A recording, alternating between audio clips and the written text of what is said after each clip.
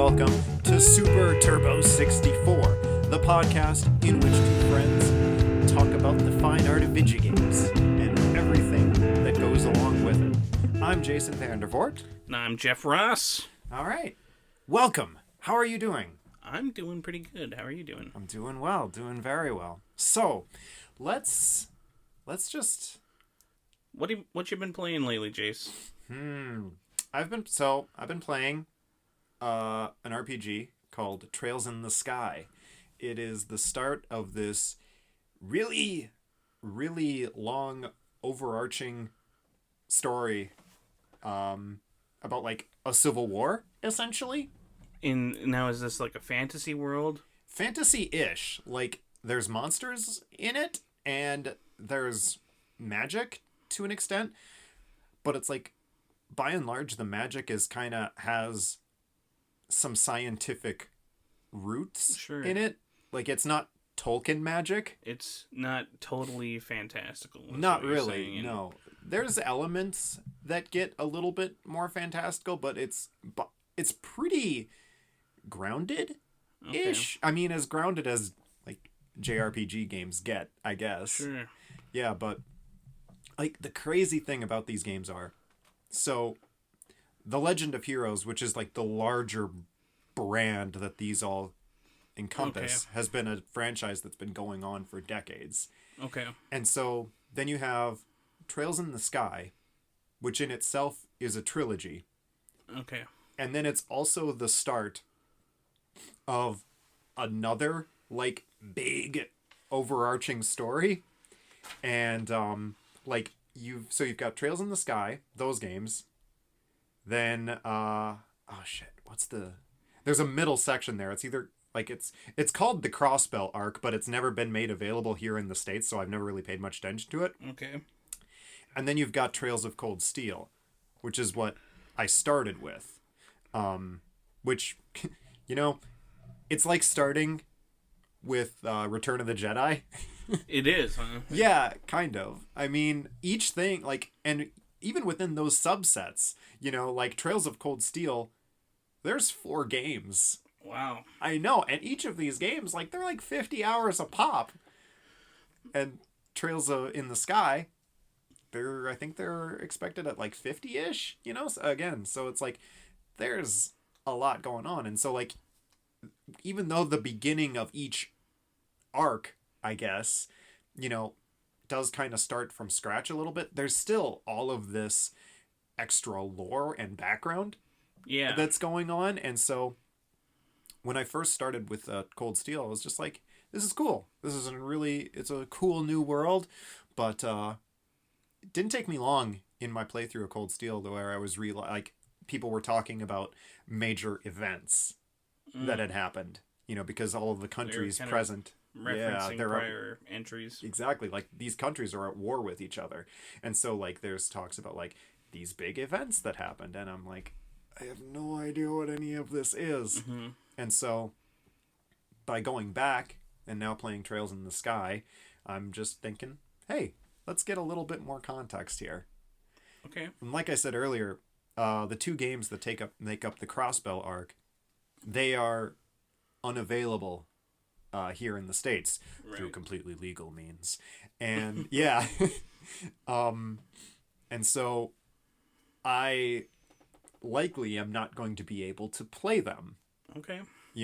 And so I'll probably just like look up summaries for it, but it's still like you're going to have an incomplete game experience. Yeah, kind of.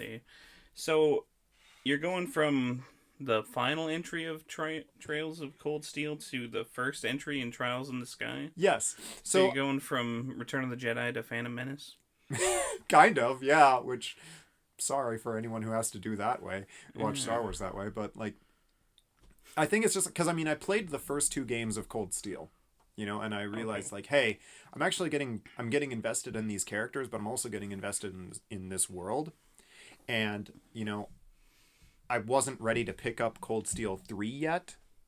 Okay. And 4 isn't available in the States yet. It's going to be. So How recently did 3 come out? 3 came out here in the States within the last year. And it's currently February 2020. Exactly. Yes. That's right. And so I had an opportunity, like, to say, like, okay, do I keep playing Cold Steel and keep going on with that? Or do I actually take this time to go back Yeah. and maybe get some more context? Because, like, Okay. it wasn't that big a deal when I was playing Cold Steel 1, but with 2, You just felt like there was more context missing. yeah. Okay. Yeah. So now I'm going back and playing it, and it's just, it's cool. It's like the gameplay, there's consistencies there, and it just feels really good to play. And like the crazy thing is, I have never seen a game or a series of games take such a long approach to their stories. Yeah. It's crazy that, I mean, this series now, I think they're like at 9-ish games. Like, how do you... Yeah, you look do you at do other that? games like, especially RPGs. Yeah. And the first example that comes to mind for a comparative would be Final Fantasy. And they Yeah. each have their own stories that are Yeah. unrelated. Exactly. And, you know, I can't think of another series that had that many entries Yes. that relate to each other. I don't know about Dragon Quest. Dragon pretty- Quest is the same. Like, Dragon Quest is the same in which, yeah, like, we're at 10 Dragon Quest game. No, 11? Something like that. Yeah, 10 or 11. And but each of those, you know, is a different adventure. There's like recurring themes that happen throughout, but you know, it's a different thing. Like you playing Dragon Quest 7 will have no bearing on Right. 11. Right. Just outside of the fact that, hey, you're playing both of these games and you like both of these games. But it's just like, it's like the same with like movies, you know, to have a story in mind that unfolds over this much time. And it's like, I mean, there's Star Wars is a good analog. it really is, yeah. I mean, I mentioned it, you know, at the beginning, just like, might Star Wars. But you're right, it does make sense. But it's like, how many times could you see, like, how, like, say we're a movie, you know, they set this up saying, like, oh, yeah, there's going to be 3, 4, 5, 6 movies about this arc. And the first movie doesn't make enough money, Right. you know? So like with the Trails series, it's just like, you've got this series that's been going on for a super long time, and it's just like, there's got to be that level of just some apprehension. Like, there's every possibility that some element of the story could be left untold, you know?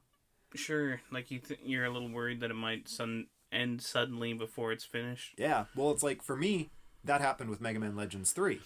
You know, Mega Right. Man Legends is one of my favorite games of all time, and 2 ends on a cliffhanger. And we never got a 3. The same thing could be said for like Shenmue. Shenmue 1 and 2 ends on a cliffhanger. We only just got 3 within a few months ago. And that's Yeah. like 20 years, you know? So it's just like, there's a lot of uncertainty here. And for someone to have this big overarching plot over however many games, like, it's a risky venture, but like, I don't know. At the same time, you're stringing along the same fan base as you go. You know, Right. It's maybe less risky than. I mean, the sequel is supposed to be inherently less risky than a new entry, at least when it comes to movies, right? Yeah, So for sure. The only real risk is to the fan base, I guess, not to the developers. That's true. And I mean, you're an example of somebody who came on late into the series, so Yes. we know that a series can pick up new people as it goes along. But It absolutely can. Yakuza is another game series that has a ton of Yes. entries. I mean, they have 7 entries of the same character. Yeah, for Kazuma Kiryu, yeah. And that's another series that I am incredibly invested in. Right. Like, the remaster of Yakuza 5 is scheduled to drop later this month. And I'm basically just, like, checking off the days on my Yeah, calendar. Jason's fasting right now. I really am. I broke it a little bit a while ago. Like, I played some Yakuza 2. I had a moment of weakness. You know, you just gotta keep going. Don't Exactly. think of it as starting over, but think of it as continuing. Wow. You know, But yeah, so enough about the long, like, overarching big narratives of storytelling in video games that I'm doing. What are you doing? What are you playing, Jeff? I just finished my second playthrough of Jedi Fallen Order. Oh, no shit. I knew you were working Yeah. on the second playthrough. Yeah, I started after episode 9 of Star Wars came out, I was, had this Star Wars kick, this drive to, it always happens, different kicks of different things. I end Right. up wanting to just read all of the Star Wars comics I can get my hands on or something, and play all the games that I can. But with Fallen Order, I didn't I heard it was kind of buggy. Didn't really pay any attention to it when it first came out. It's an EA game. That's you can't right. when you see it's an EA game, you can't help but think ugh, Right. I think I'll wait. Talk about a bad reputation. They really do. But it does. On the other hand, the developers have a great reputation. Is it Treyarch? Respawn. Respawn. Yeah. Yes. So, I don't know who or when. I mean, okay, I know that the creators of the studio Respawn started with Call of Duty 4, Yep. made Modern Warfare 2, split off to become Respawn, Yep. and made Titanfall, right. Titanfall 2, and Apex Legends. Yes. And then They've been on a really good trajectory. and Jedi Fallen Order now. Yeah. Respawn's doing great. Exactly. But I think that the original heads of the studio left at some point. Mm-hmm. Anyhow, yeah, Jedi Fallen Order. It's I started on the third difficulty of 4, Yep. Jedi Master. And Wait, Jedi Master is the third difficulty? that's right, Jedi Grandmaster is the Grandmaster. final difficulty. Gotcha. Yeah. So I thought it was it's been kind of interesting. I've been thinking a lot about difficulty levels and being able to change the difficulty. One thing Yeah. I heard about Fallen Order before it came out was that it was similar to Dark Souls. It was almost a selling point Right. for some people. Yeah. It's got the campfire thing. It's Yep. got the thing where you have to recover your experience. Yep. It's more forgiving than other the Dark Souls games are. Right. It seems to me it didn't happen to me very often at all that I think that you can still go back and kill the guy that first took your experience even if you die a second time. Oh, okay. But I could be wrong on that. It didn't happen to me very much at all. It's Sure. just I'm too good. look, that's exactly what I didn't want to say, but it came out. But to be fair, you've had a lot of practice. So before Fallen Order, you played Bloodborne and then the other 3 Dark Souls games. So it's you have a lot of practice in Souls-like style of games. Yeah, You had your primers. that's right. I'm late onto the Bloodborne and Dark Souls hype train. There we Yes, hype train. go.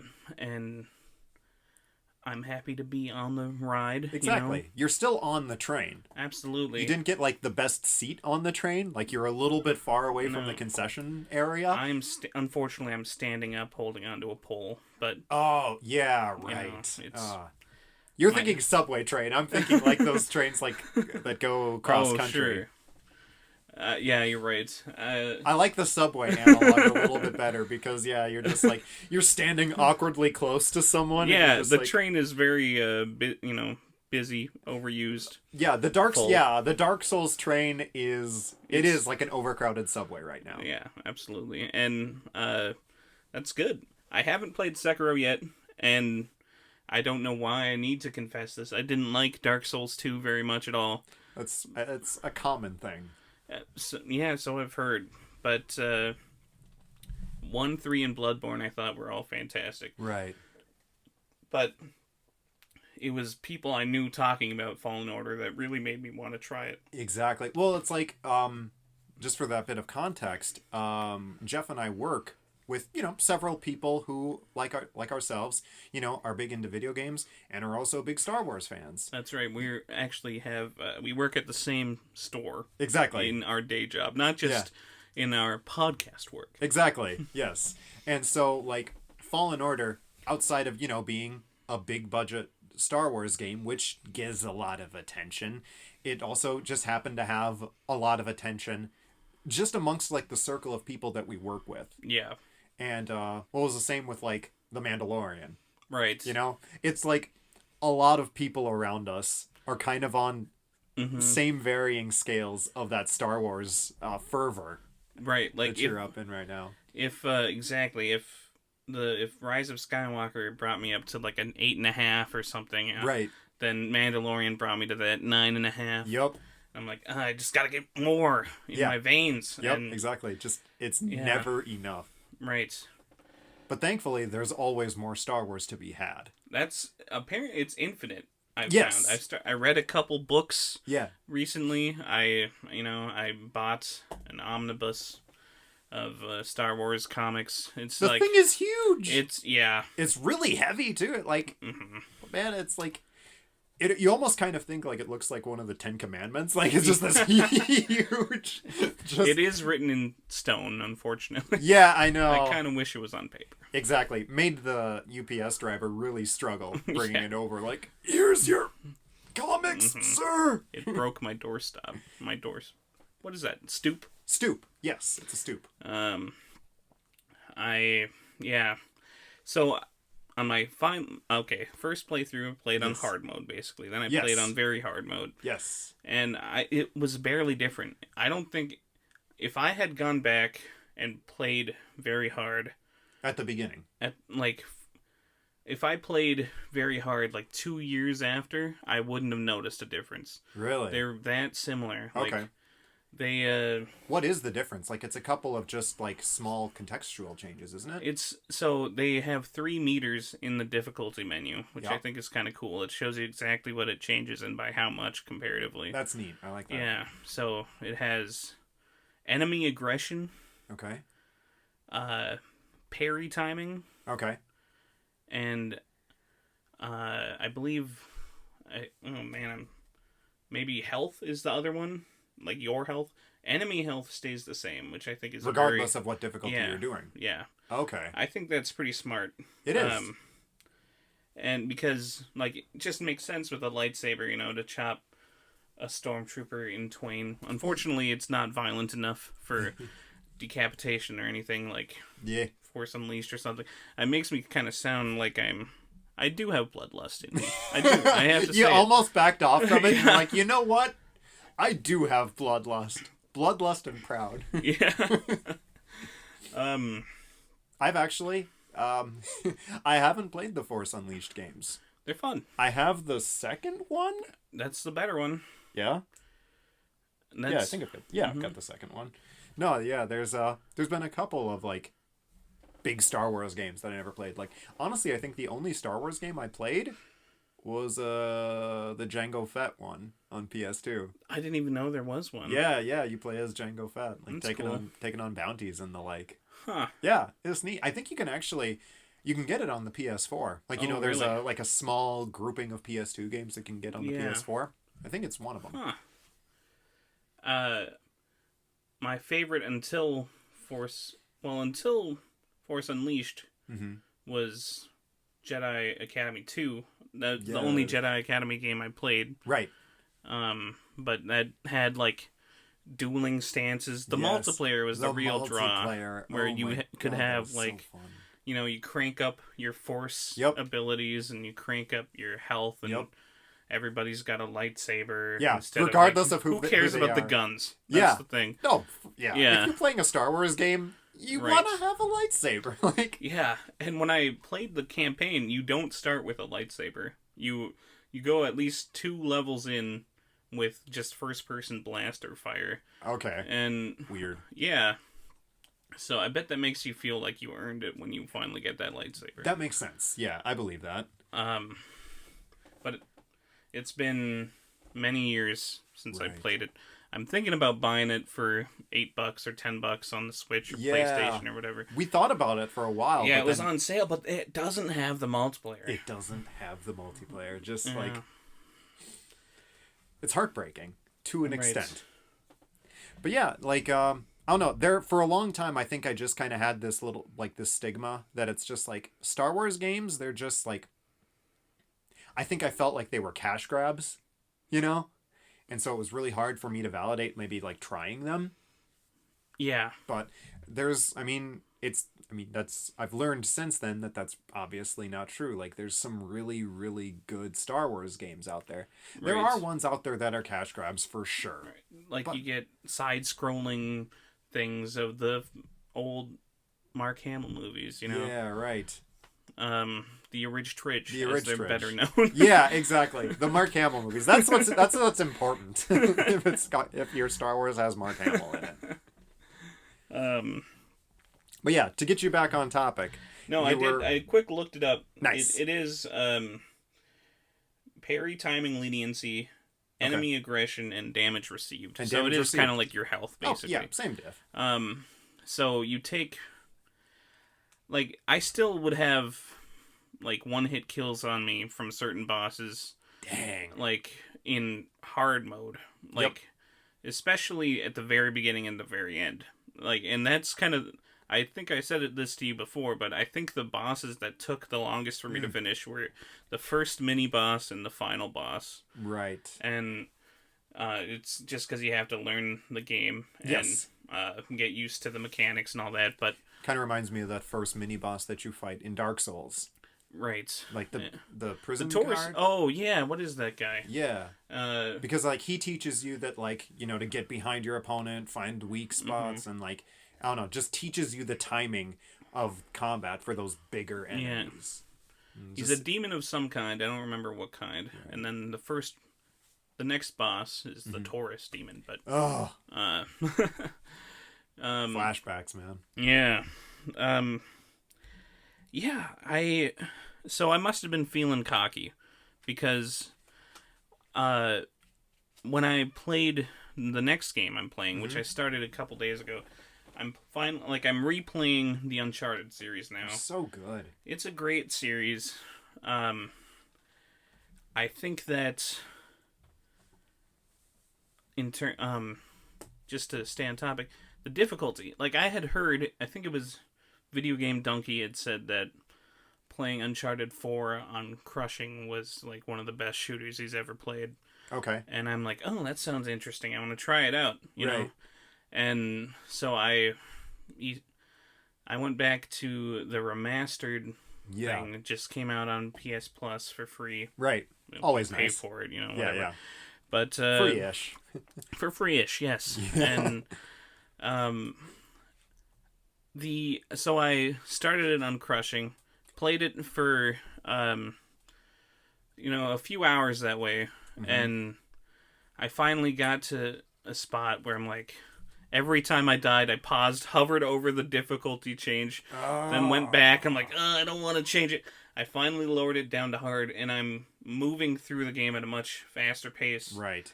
And I'm like, I don't know.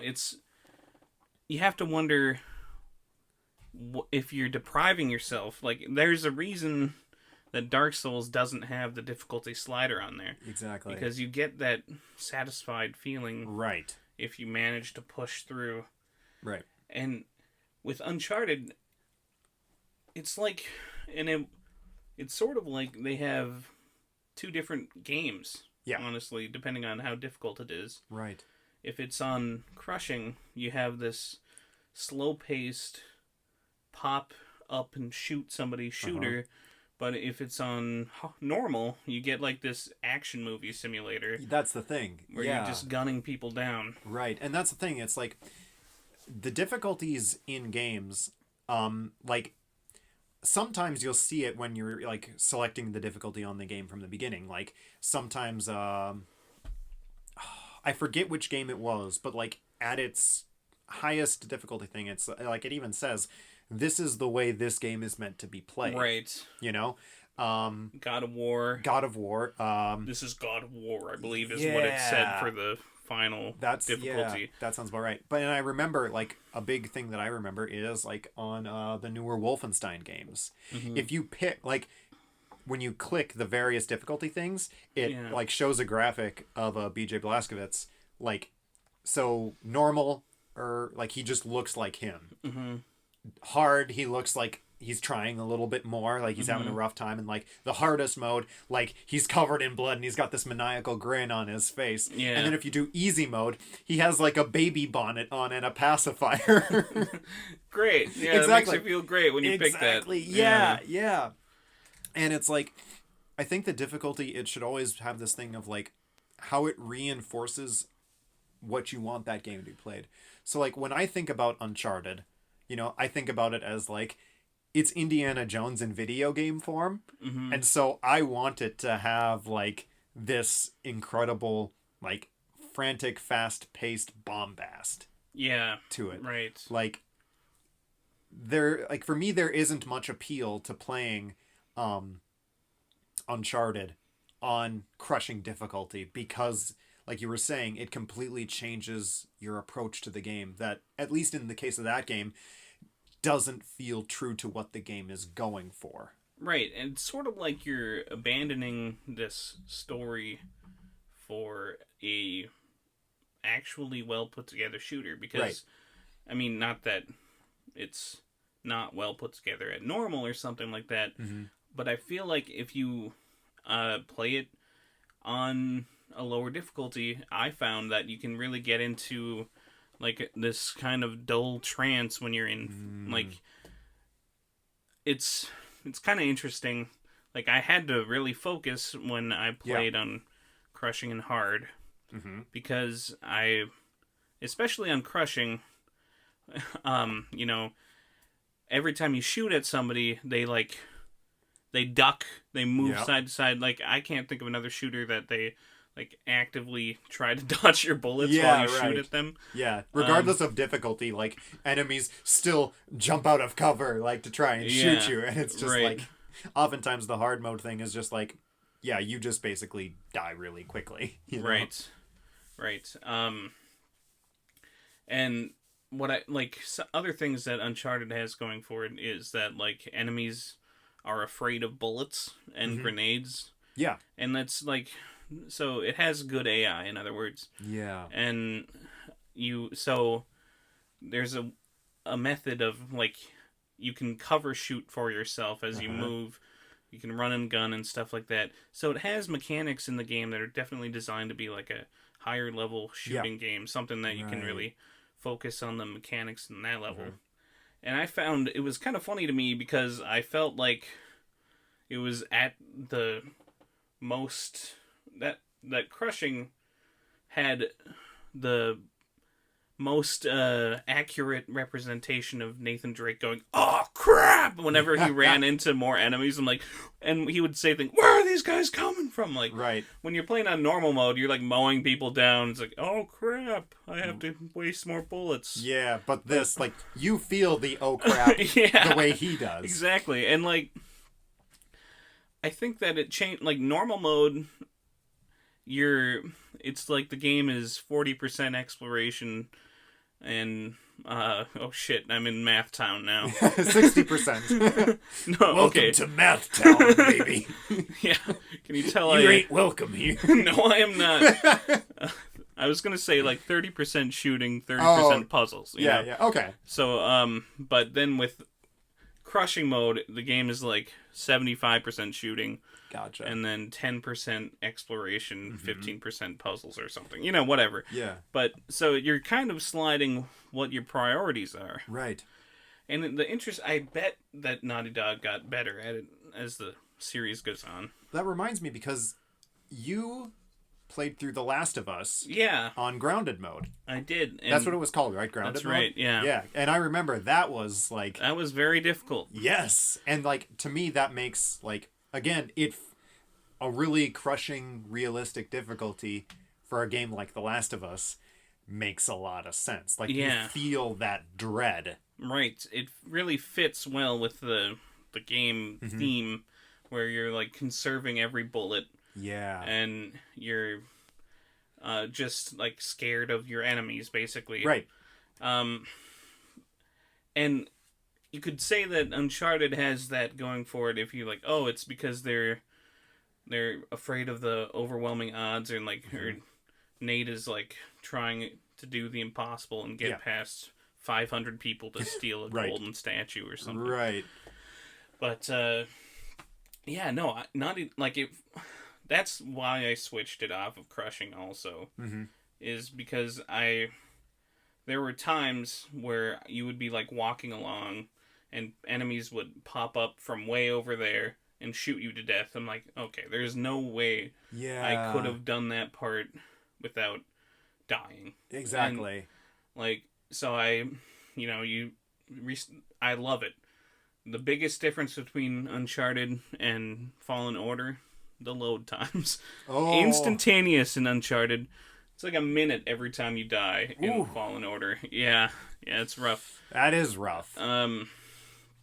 So I found that as you like, there were spaces in the game that felt like they were designed for normal mode or something. Sure. Where I would be like, there'd be areas where the only cover was destructible, and in Crushing, it falls apart faster. Gotcha. Or like if you're being like, you basically, any area without cover in Crushing mode, you die. Yeah, it's a killing field. Yeah, right.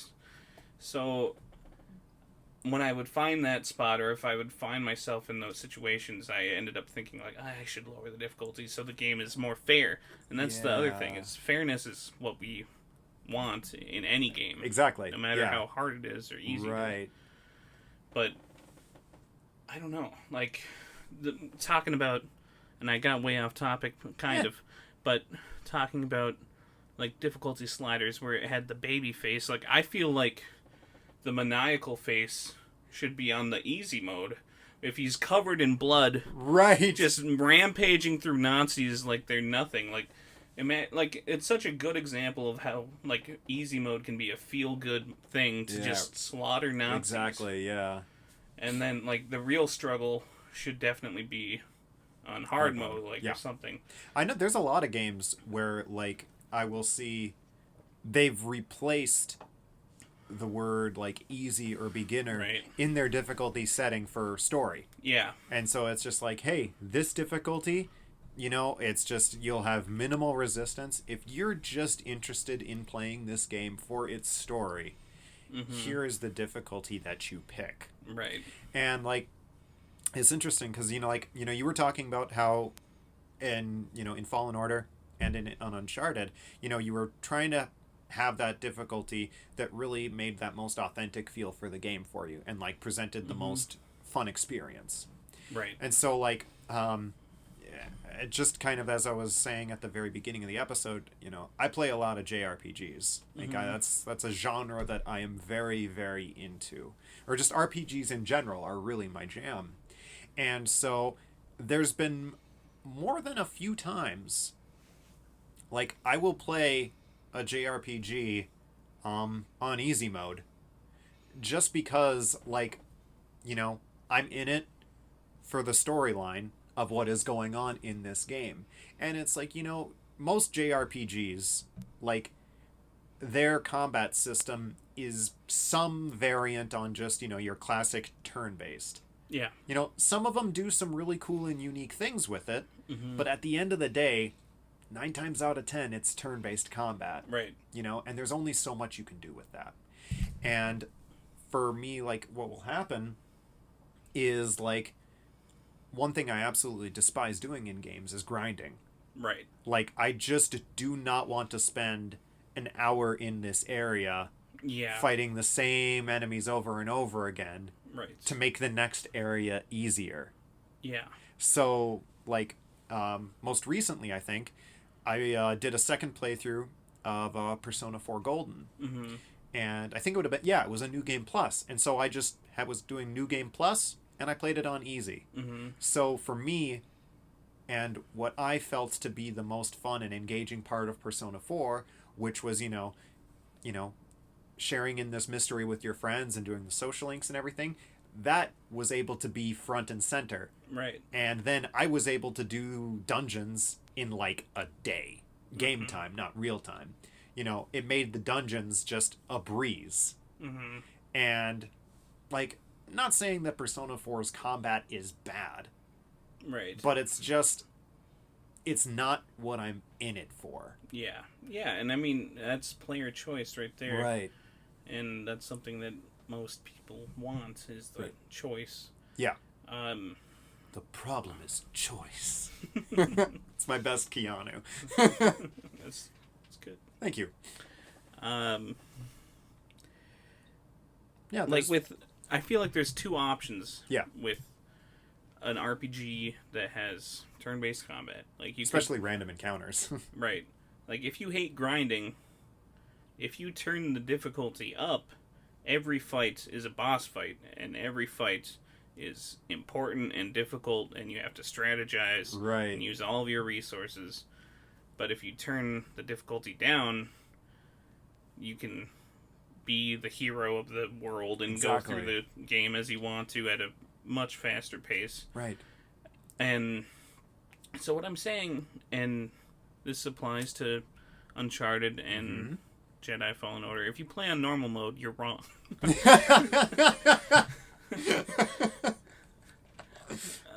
No. But Jeff, I'm joking, obviously. From my point of view, the Jedi are evil. Yeah. And so it really, it comes down to what you want out of the game. Yeah, what you're in it for. Right. Something I wanted to, not to get too far off topic again. No. Something that I wanted to mention was that, speaking of, you said Indiana Jones. That's, what Uncharted kind of reminded you of. Yeah. And I was saying that it's like an action movie simulator, basically. Yep. And that's something I realized between Fallen Order and Uncharted is they're both action movie video games in a way. Yeah.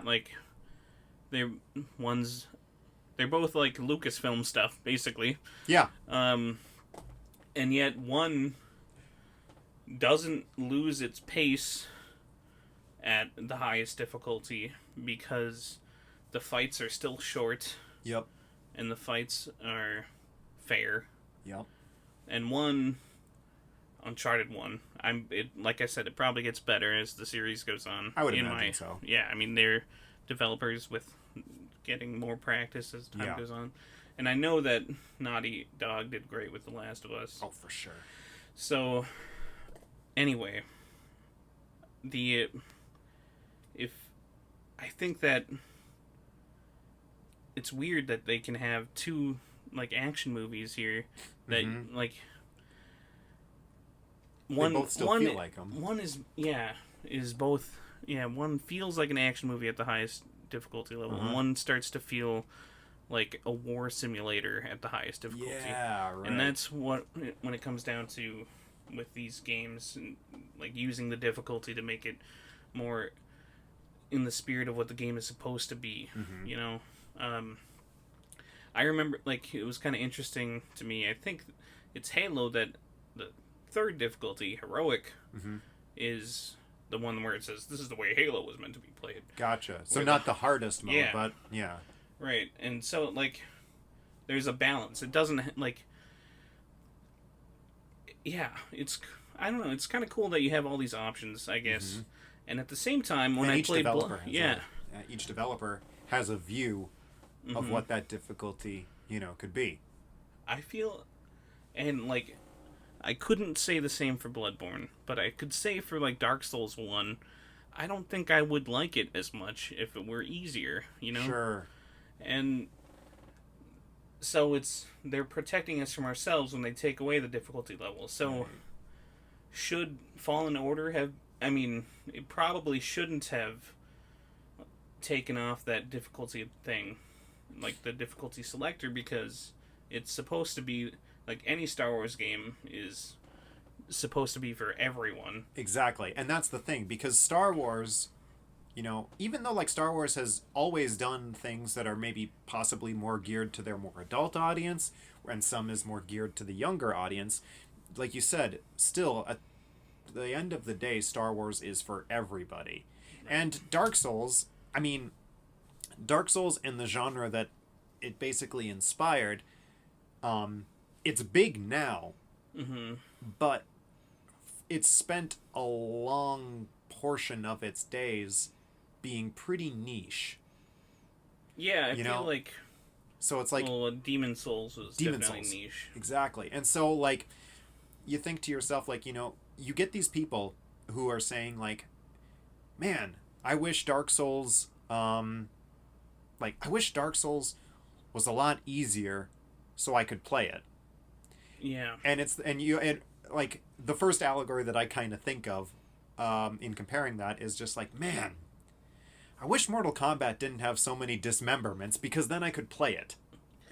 You know, and that's a funny example, because I could be like, yeah, I get that. You know, like, what if you hate gore, right, but you love ninjas? Exactly. You know? But it's just like, yeah, like, the difficulty of Dark Souls is just intrinsic to its design. Right. You know, like, everything about it, you know, is, like, focused on that. You know? And, like, with Mortal Kombat, from Mortal Kombat 1, you know, it was just, like, it was about, you know, bringing fighting games to their most gory extreme. Right. And it's like, yeah, in the first couple games, you could, like, turn the blood off. But I think you can... At least on the SNES versions. Yeah, exactly. But I think you could still do fatalities. But, and so it's just like... So you have to kind of think to yourself, like, maybe, you know, if difficulty is just part of what makes Dark Souls what it is, you know, maybe then it is not for everybody. Right. You know? And I would agree. It's not, I mean... And it sounds like I'm gatekeeping, but that's not what I'm trying to do. I want as many people to enjoy as many games as they can. Exactly. But certain games are definitely tailored towards certain like things. But I'm also not going to be heartbroken if Elden Ring, the next FromSoft game, has a difficulty selector on there. I don't think it will, but neither do I.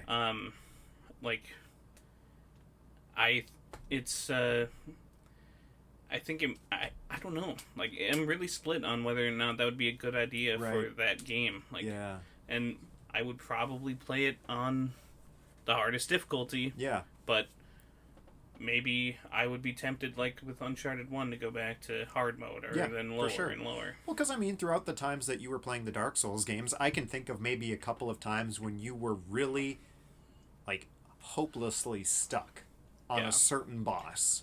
Right. You know? You beat them eventually, but, like, after a while, if you've been beating your head up against this wall for so long, and you finally got it, like, is it more a feeling of, like, overcoming it, or is it more a feeling of, like, oh, finally? Right. And so, like, going back, like with Dark Souls, you know, and accessibility, I suppose. I mean, I've tried Bloodborne, and I've played... you and I did a co-op playthrough of the original Dark Souls. Right. You know, didn't get all the way through there. And not even a literal co-op, but we passed the controller. Yeah, past the controller, yeah. And so, you know, I feel like I've given the Souls-like genre my college try. Yeah. I'm tempted to give Sekiro a shot just because Samurai, I'm in it. You know, I'll go for it. And it also, like, was Game of the Year. Yeah. You know? And so that seems cool. But I acknowledge that, you know, that the Souls games, I'm not their target audience. You know? And that doesn't bother me. Right. Like, yeah, it doesn't bother me that, you know, that I'm not part of the Dark Souls, like, fandom. I really love and appreciate what they've done and how they've created something, like, really unique to them that has been trailblazing for so many other games. But it's just, it's not for me. Just like, it's kind of funny that I didn't think it would connect back this way, but like with the Trails games that I was talking at the very beginning, like those games aren't for me. Exactly. And there's an accessibility thing from that angle too. Right. Like, yeah, you have the thing of like, well, for first finding the damned things. Sure. And also like, you might want to play this game, but you're just realizing like, this game is 50 hours long. Right. And there's another one in this trilogy. Right. So like, and it's the same with Yakuza. Like, you just, because I know you played a little bit of, was it 0 or 1? I played the first one. You played 1, okay. And so like, yeah, you put a little bit of time in that, and it's just like, there's a lot of Yakuza that, yeah, you didn't get to play. Right. But like, it wasn't for you. Right. And there's nothing wrong with that. Nothing wrong with that. It's like, there's different things in these games that just aren't gonna fit for certain people. No. In Yakuza, I was like, man, I am finding it so hard to care so much about your friggin' girlfriend or whatever. And I don't know. I didn't like the fighting. Yep. And so I was sitting through cutscenes for bad fighting. I'm like, no, it's just not doing it. Sitting through cutscenes for bad fighting. Yeah. I love that. So if you like the cutscenes, then great. Right. And I do. Like, it's Yeah. just like, I mean, it's a drama about the Yakuza. That's, exactly. I mean, on paper. Yeah. Very So I'm cool. like, hell yeah, man. Yeah.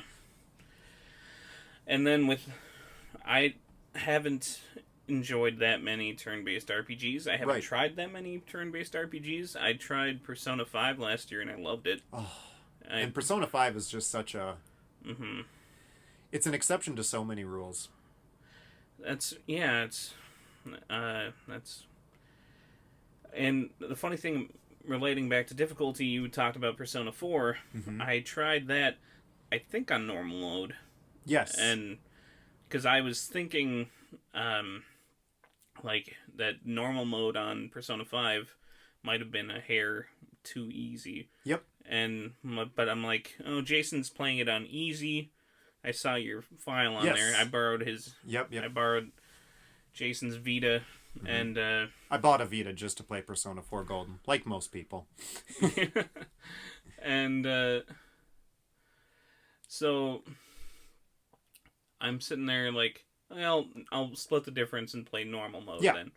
And then I got stuck on a temple. Yeah, the Kanji's dungeon. Yeah. Yeah, because... And what's funny is when we told our friend Sean about that area that you were stuck in, he's like, know exactly what you're talking about. And that's the thing, like, there's been this thing in JRPGs, like, with their difficulty, JRPGs have definitely become easier. Okay. Over the years, I think. Yeah. And it's just like, there's just certain things about those games just years ago.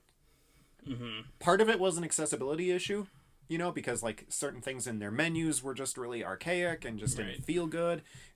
Combat was difficult and you had just random encounters just all day. Mm-hmm. But a lot of them now, like, they've got varying difficulty. They've got things like, can help you get your way through there. One thing that the Trails games do that I absolutely love is, like, say you lose a fight, whether it's a random encounter or a boss fight, and when you have the option to retry it, instead of, like, loading up your last save, which might have been a half hour ago, you can retry it, and in Cold Steel, you get an option right away. Would you like to retry this fight on a lower difficulty? Okay. And there were a few times, like, especially in late game dungeons, where some of the bosses are just crazy strong. Okay. Like, crazy anime bullshit strong. Yeah. And, like, I would end up having to do it a couple of times, bring the difficulty down a couple notches, but it made it accessible, Yeah. And Trails in the Sky does the same thing, except it just doesn't ask you that question. Like, if you lose a fight, just notches down the difficulty just a tiny bit. You do a little more damage, you take a little less, and then yeah. You know, it's funny because there's a third type of difficulty that we haven't talked about in terms of difficulty selection. You got the ones that tell you, like the ones that are one set difficulty. Mm-hmm. You got the ones where you can pick your difficulty. And then you got the ones where the difficulty is selected for you naturally as the game goes on. Resident Evil 4. Absolutely. But there's also one more example that I was thinking of. Is there really? Mortal Kombat, when you're playing in Mortal Kombat X, 9, or 11, especially with 11 and X, if you lost a few fights in a row, the fight would become easier. And really, like, it's just like the enemies become less aggressive. Yeah. And like you just have to feel like is that okay? You're toying with me, NetherRealm. You're making me think I beat this game on ultra hard or something. Right. But it probably doesn't adjust at every difficulty, but I don't know. When Injustice does the same thing, yeah. You know? But those are both NetherRealm. So you get like, but yeah, Resident Evil 4 was a great example of that. Right. Where you basically are picking your starting difficulty, yep. And then it's like, all right, we'll take care of it. Exactly. With the Mortal Kombat, I'm glad you mentioned it because, like, fighting games are an interesting thing on the difficulty thing because, like, being like a kind of a multiplayer focused game, you know, you think that playing the single player mode is for the purpose of basically preparing you to play multiplayer. You know? So like I think that's how some people who like multiplayer would think of it. Exactly, like it's almost like a practice, but like especially when you think about NetherRealm, who are famous for making their boss characters very like stupid difficult. Right. And like that's cheesy, just basically. yeah, that just dates back to the arcade when it was all about just eating up your quarters. Yeah. And that's still something that they just haven't gotten away from. Right. And it's to the point where it's like, I mean, I like a certain difficulty in my fighting games because I'm a big fan of fighting games, but I don't like it when those boss characters do not play by the same rules. Like in Mortal Kombat 11, when you are fighting the main boss of the game, Kronika, like certain combos that you are able to do on the rest of the cast don't work on her. And your fatal blow does not work on her. Right. So like all of the tools that you have for all of the game and for any multiplayer match you fight with anybody, those tools and those skills aren't there for you. So basically all you do for Kronika is spam uppercut. Right. And it's just that doesn't teach you anything, and that doesn't create like a good challenge for it. Right. Yeah, you don't want to be taught one thing. Yeah. And then at the same time, you know, there's a level of adaptability that you know, if she can't armor through stuff, you know, like there's fundamental unfair things happening in that fight. Yes. And same thing happens with like Corrupt Shinnok and Brainiac. Shinnok. Oh. Yeah. And Shao Kahn. And Shao Kahn. Like, I remember when you would fight Brainiac as the boss character in Injustice 2, he would have tentacles. Yes, from his ship. From his ship that would cover the full screen, yep. You know, and do like a third of your health or whatever. And sometimes he could chain them together. Right. So like, yeah, he would, like, you get double tentacled. Yeah. And like it's done this 60%. Podcast is not safe for work, by the way. Yeah, probably not. And like, yeah, boom, then there's 60% of your health. Yeah. And it's just, again, that's also just like difficulty to a prohibitive degree. You know, but if you cut out the part where you're thinking about it preparing you for multiplayer, yeah, then like I think Brainiac and Corrupt Shinnok do it in a better way than Shao Kahn and Chronica do it. Mm-hmm. With you're just fighting very strong people, Right. basically. And it makes sense from a story perspective. Yeah, right. Yeah. Whereas with Shao Kahn, like, he just had the combos for days. Yeah. And and he had like these armored moves and just would do so much damage to you. And he was a dick about it too. You suck. It feels bad. Exactly. It's one thing for him to be kicking your ass, but then it's also another thing for him to be mean about it. So. And then Shao Kahn is a playable character, and he's considered horrible. I don't know. He might be good now, but right. He was low tier for a while. Yep. Should have been paid DLC. Corrupt Shinnok, not even playable. Right. And then Brainiac didn't have his super tentacles when you would play him. Yeah, exactly. Chronica's not even playable. Nope. It's interesting how they choose to do boss characters, but... Right. That's also, like, I feel like doing boss characters in a fighting game, it would just be a really, really tough thing to do. Yeah, you gotta walk a line, huh? Yeah, that's basically kind of the whole point, like, for this episode, is just like, yeah... And I mean, that line is different for every game and every series. Yeah, that's right. Different things work for different games, and exactly.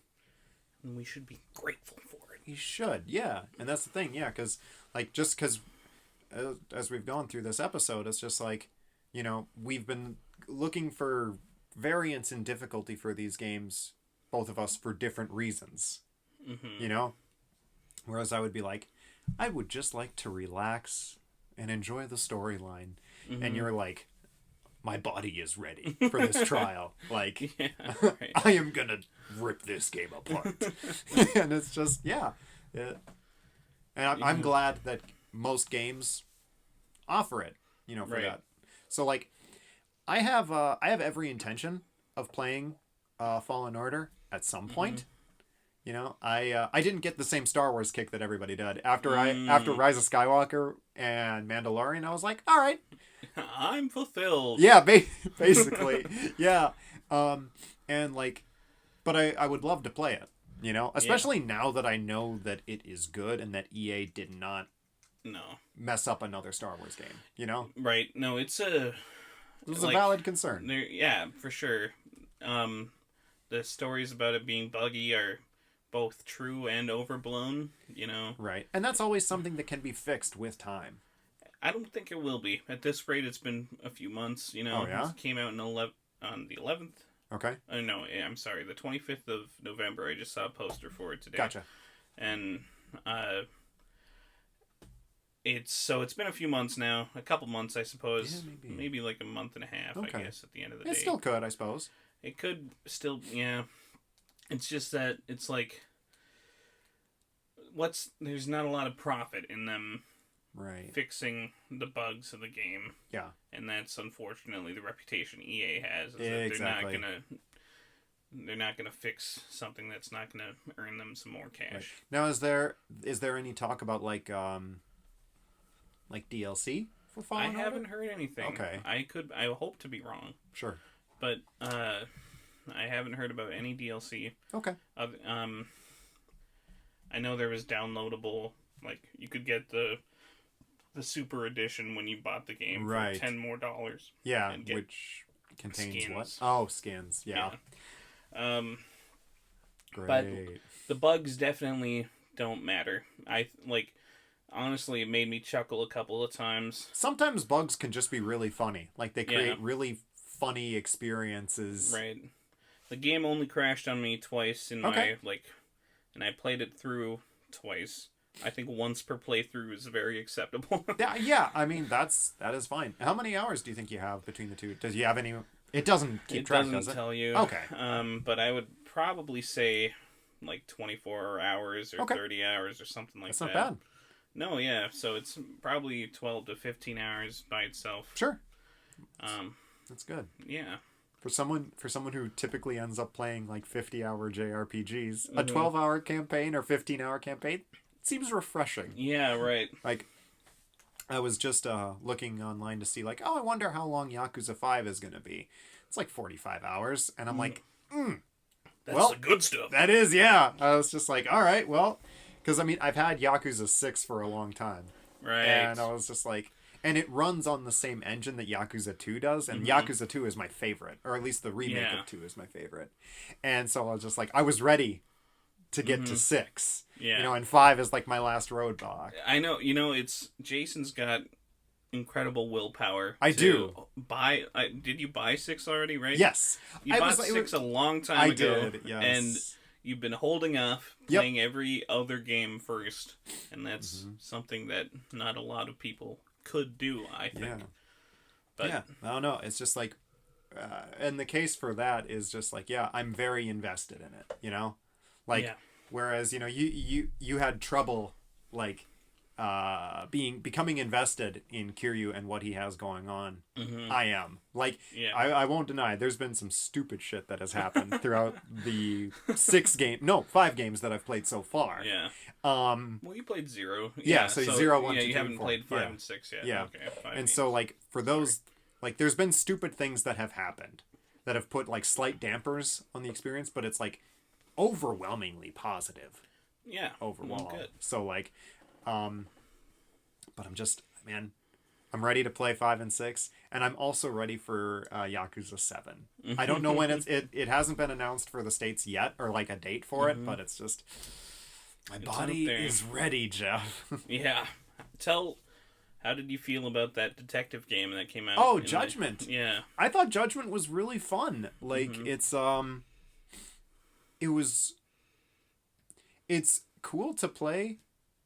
It feels like a Yakuza game, but, you know, it's not about Kiryu or anything. It's about a guy named Yagami, who's a private detective, former attorney.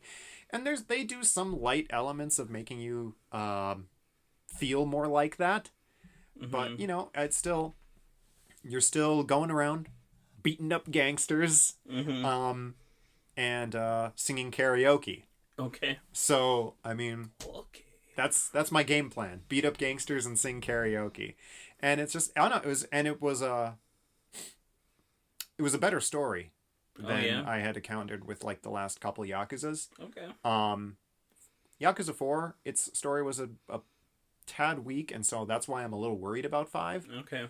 But, you know, I could very well be wrong. I've going back to that willpower thing, I've not looked into much of it, you know? I know I have the broad strokes of what happens for 5. Or, like, basically who you play as in 5. But I'm not, you know.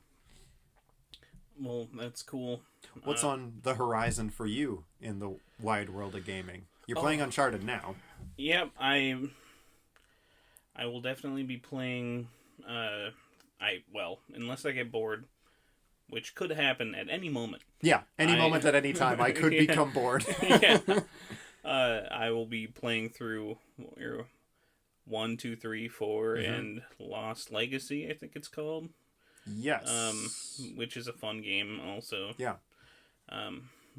And I have a folder on my PlayStation that's called Games I Really Want to Start. Yes. Some of those games have been in there over a year. What are some standouts of this?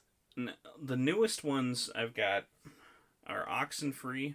Okay. Which is, like, it's supposed to be so good that I'm breaking my no horror games rule, basically. Oh, yes. I'm like, these people are saying it's their favorite indie game of all time, stuff like that. I'm like, it's wild. And it's like it had a unique system for chatting where you could, you know, interrupt people and they would resume their conversation and stuff like that. Like, it was a natural way. Some of the most advanced conversation gameplay.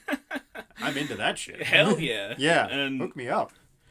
And it seemed like a trippy Stranger Things kind of horror, and not like a zombies in the dark kind of horror. Yeah, and with horror, there's just like, that's such a broad genre, just because it's like, you know, I love horror, but I hate jump scares. Right. You know, and like the campy horror isn't funny enough for me to check it out. Right. The super scary horror makes me terrified. Yeah. So I avoid it. Yeah. The the trippy horror is probably where I belong, you know? Right. But as long as I'm not too scared, no gulp. Gotta keep all the lights on. Yeah, I brought extra underwear, Just to in play case. Oxenfree. It's probably like not even scary at all, and I'm like, so That's gotta be someone's review. Bring extra underwear for this one. now, this wraps into the next game I'm going to mention. Yes. Fits with our little difficulty discussion because I don't want to extend this podcast too long. No, you're good, man. But the Horizon Zero Dawn. Now, it's a game that I played maybe 2 years ago. Uh-huh. Didn't finish it. Didn't get that far in it even. Sure. I probably played it for like 5 to 10 hours maybe. Sure. And I probably played it more like 5. Uh-huh. And I played it on hard, but that was the middle difficulty out of the 5. Okay.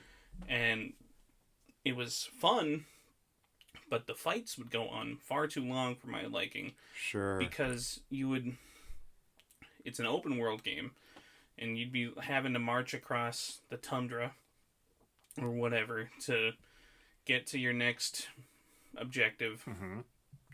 And you'd be interrupted 5 times by low-level velociraptor robots. Yep.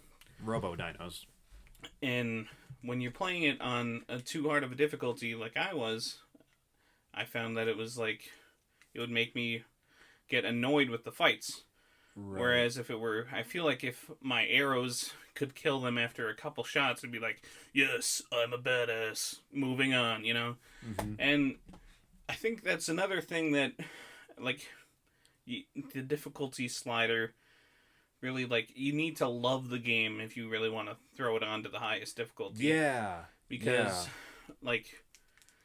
it's going to force you to stay with those mechanics for the longest amount of time, and make you think about them and do other things with them the most.